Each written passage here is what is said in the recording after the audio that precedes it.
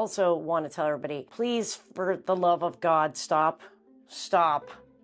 asking ChatGPT or AI what they should do, what you should do, because I think, all too often it's a very cool thing. It does pull great comps and it kind of gives you a little bit of an edge, as a seller and a buyer, but it's not always accurate. And that's what you hire us to do. I'm not saying we're more accurate than a robot, but we have the emotional check-in that we can give better advice, I think, than ChatGPT. So if ChatGPT told you to do 10% below list, that's probably not necessarily always a good idea. But the next point is countering with confidence, countering. Right. So how do you usually? We always tell our sellers, and our buyers, we work in 3 steps, right? So one is just getting the offer accepted, right? That's the tough part. And then there's going to be a whole nother negotiation during the second part, which is the inspection period.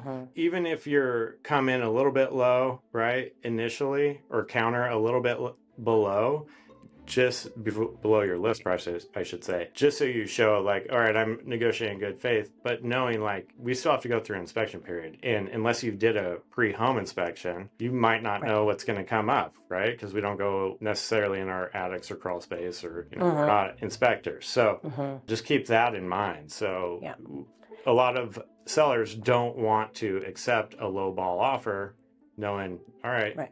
Unless you're going to take it in as-is condition, I'm not going to accept your $100,000 under list. But also, I say in air quotes, lowball.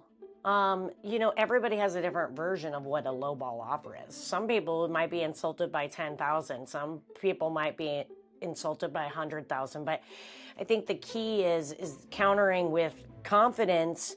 Part is a key aspect here. Don't just get so worked up and say, I'm not even going to consider this offer because they wrote it so low in my eyes that I'm not willing to take it. So what we want to do is find that middle ground. Tony used to have a lawyer that used to say, hey, my job isn't done until everybody walks away unhappy.